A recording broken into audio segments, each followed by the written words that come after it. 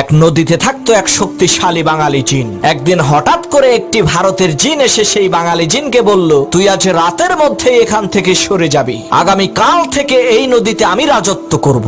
ভারতের জিনের এই ধমকি শুনে বাঙালি জিনটি একটি জেলের কাছে গিয়ে বলল, ভাই তুমি যে এই নদীতে মাছ ধরো, আজ পর্যন্ত আমি কি তোমাকে কোনো কষ্ট দিয়েছি? জেলে বলল, না তা তো দেন নাই। তখন সেই বাঙালি জিন বলল, তাহলে আজ রাতে তুমি আমাকে একটু সাহায্য করবা, আমি ভারতের এক জিনের সাথে লড়াই করব। তখন আমি তোমাকে ডাক দিয়ে বলবো, বড় ভাই আপনি আসেন। তুমি তখন বলবা, ওরে ধর আমি আসতেছি। জেলে বলল, ঠিক আছে। কথা অনুযায়ী রাতের বেলা বাঙালি জিন আর ভারতের জিনের মধ্যে তুমুল লড়াই শুরু হয়ে গেল। এমন সময় বাঙালি জিন বলল, বড় ভাই আপনি আসেন। তখন জেলে বলল, ওরে শক্ত করে চেপে ধর আমি আসতেছি। এই কথা শুনে ভারতের জিন বলল, সর্বনাশ, ছোট ভাইয়ের সাথেই লড়াই করতেই আমার জান বের হয়ে যাচ্ছে, আর বড় ভাই আসলে তো আমার কেল্লা ফতে হয়ে যাবে। ওরে বাপুরে, আমি গেলাম।